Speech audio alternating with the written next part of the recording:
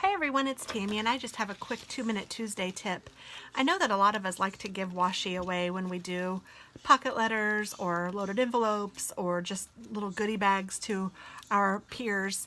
And so if you're one of those people, you probably already know this trick, but some of you might not know it, and it's a handy way to take some washi with you for travel. And there are these little embroidery thread holders that you can purchase anywhere at any craft store. I think they may even have them at Target. I know that they sell them on Amazon or online, so these are just really handy that you can use.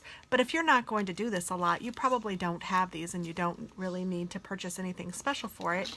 You can use an old gift card or something like that that is plastic so that the washi tape will come off of it. And all you need to do is take it and wrap it around the gift card.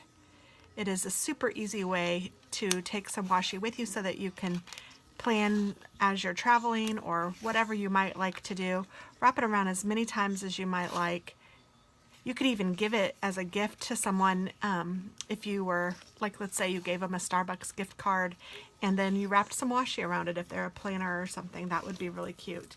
I'm just going to use another washi or another gift card to trim my washi off.